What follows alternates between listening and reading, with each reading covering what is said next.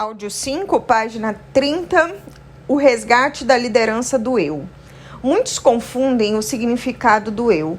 Mesmo nas teorias psicológicas, há uma carência de uma definição adequada. De acordo com a teoria multifocal, o eu representa a nossa consciência crítica, nossa vontade consciente e capacidade de decidir.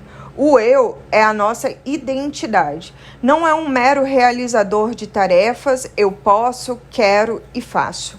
O eu é a nossa capacidade de analisar situações, duvidar, criticar, fazer escolhas, exercer o livre-arbítrio, corrigir rotas, estabelecer metas e administrar o psiquismo.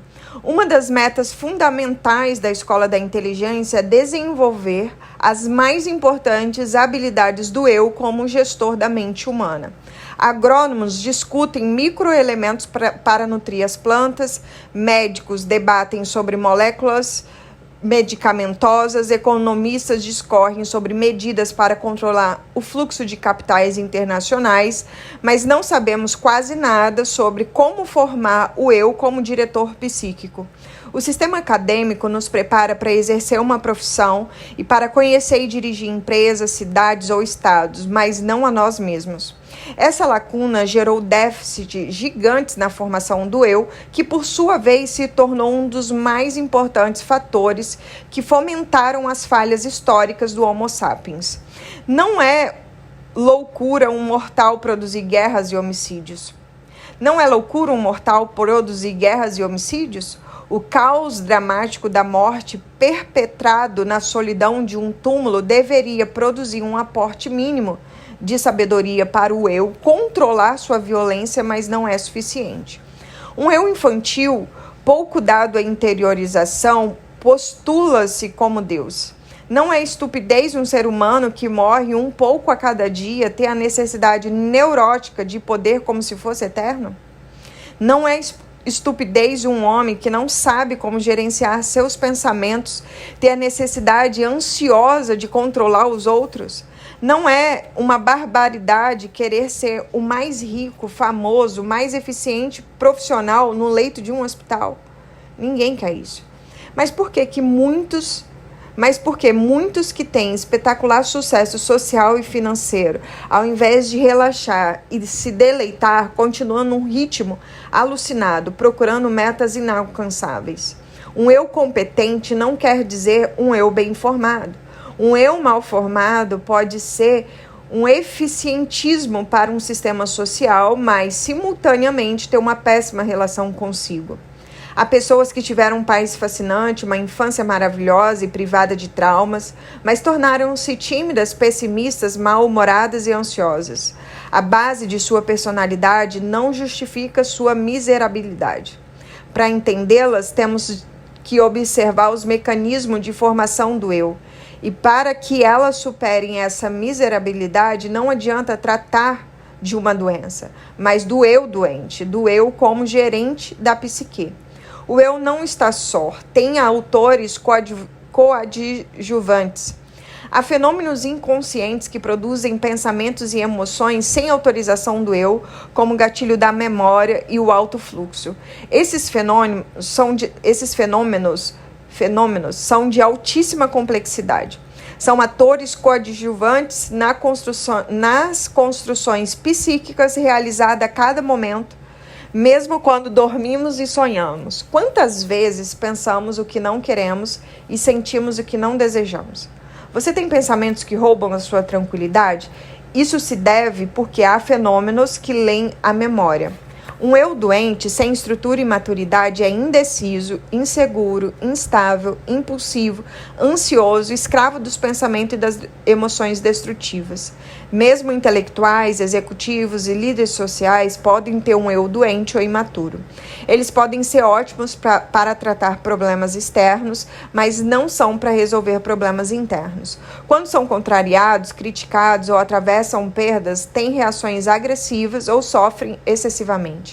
Nossa história arquivada na nossa memória é a caixa de segredo de nossa personalidade. Ninguém é autor sozinho da sua história. Somos construídos e construtores da nossa personalidade. Somos construídos pela carga genética, pelo ambiente educacional e social, representado pelos nossos pais, professores, amigos, colegas, escola, televisão, esporte, música e o uso da internet.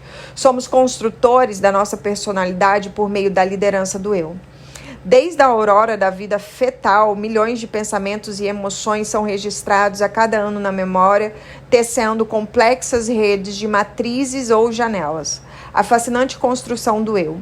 Toda vez que um feto ou um bebê vivencia uma experiência existencial, como tocar o palato dos seus dedos e ter um prazer oral, o fenômeno RAM forma uma nova janela ou expande uma anterior.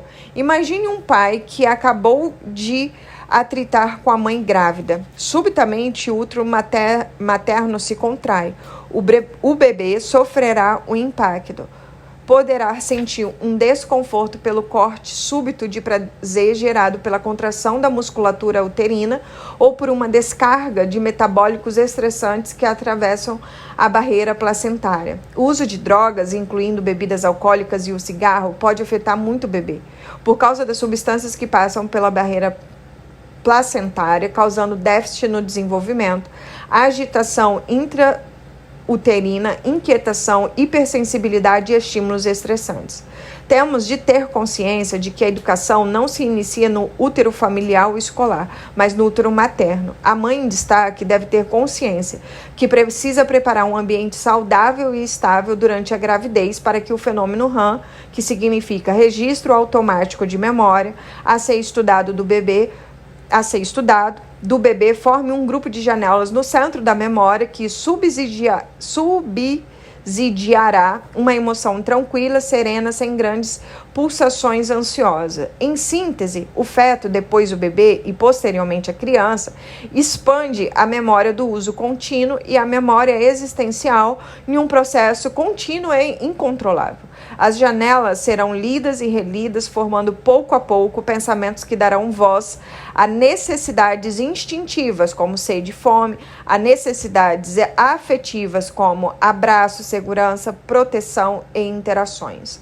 Aos poucos surge a racionalidade mais complexa, pautada pelas ideias, opiniões, compreensão, autoconhecimento, diálogos e autodiálogos. O bebê começa a dar respostas aos pais e todos os estímulos ao redor, em especial pela ação do gatilho da memória. Sorri, brinca, faz festa, chora, se irrita. Um dos fenômenos mais belos do psiquismo humano e que demonstra o aceleramento da construção do eu é a utilização do tempo espacial dos símbolos verbais para expressar intencionalidade, uma ação ou vontade. É o seu grande despertar. Não é o uso correto de tempo verbal que faz o eu um brilhante engenheiro psíquico, mas sua ousadia de considerar que a palavra expressará seus desejos. Também é uma habilidade fenomenal de exercer a leitura multifocal das janelas e manipular dados subjacentes para expressar uma intenção e crer que o outro, o pai, a mãe ou o responsável, o compreenderá. É preciso para isso, uma fé, uma capacidade de dar crédito que nem os religiosos mais ardentes já tiveram. A habilidade do eu de penetrar no escuro da mais complexa cidade, que é a cidade da memória, encontrar endereços como os verbos, acreditar que os encontrou sem saber previamente qual iria escolher, usar símbolos linguísticos como substantivos, acreditar que está utilizando-os para expressar um pensamento e se fazer entender é surpreendente. Você nunca ficou fascinado com a sua capacidade de pensar? Tente encontrar objetos na sua casa se a energia acabar. Talvez não os encontre. Agora, tente encontrá-lo de olhos vendados, sem ajuda e sem esbarrar em nada na periferia da sua cidade. Não conseguirá.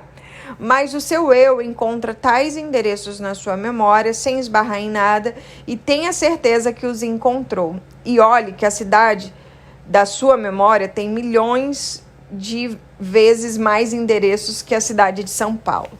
Estudar, aprender, incorporar novos conhecimentos para nutrir as funções do eu é fundamental. mas submeter os adultos, em especial as crianças, a um excesso de informação e de atividade é quase que um crime contra a formação de um eu saudável. As crianças da atualidade são super espertas, têm atitudes, respostas e reações que fazem parecer verdadeiros gênios. Seus pais são orgulhosos ao mostrá-las.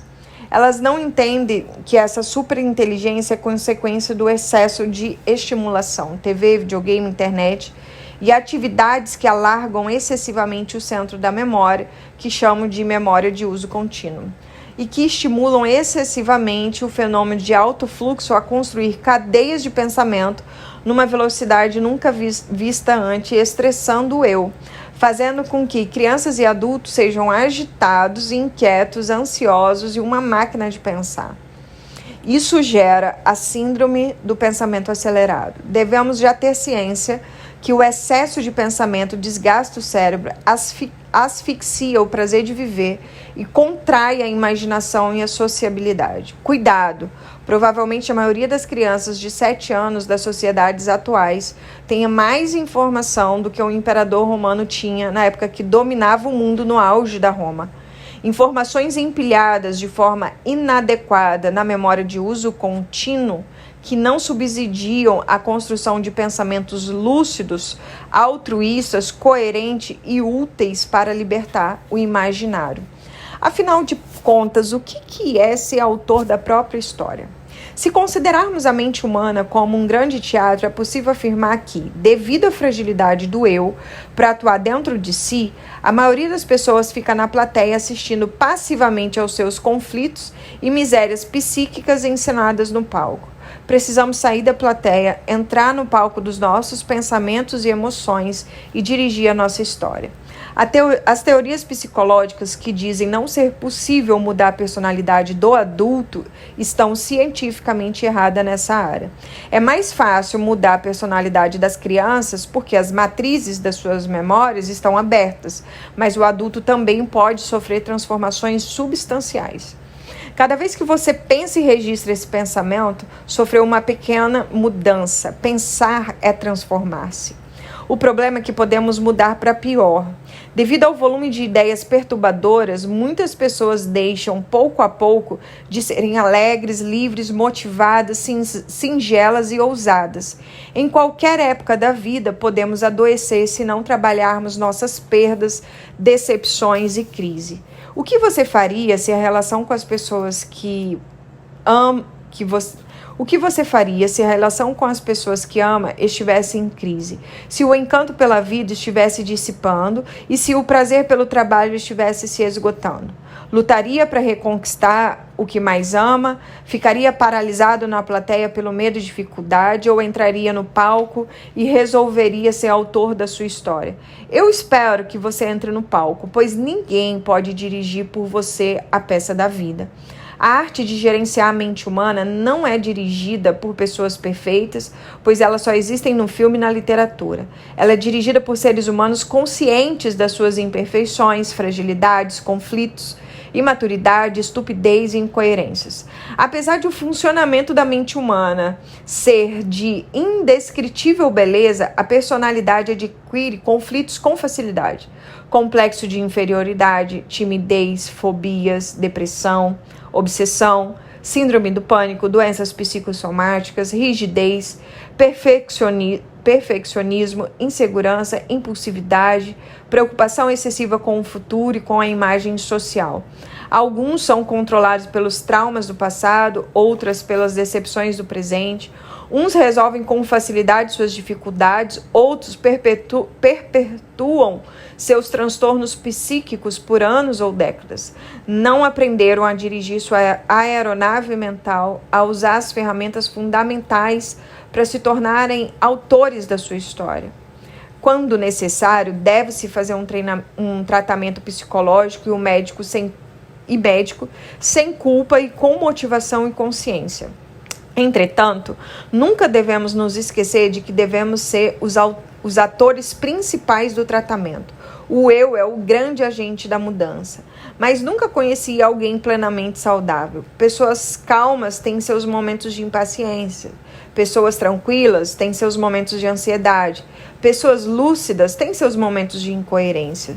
Todos nós precisamos de ajuda em alguma área da nossa personalidade.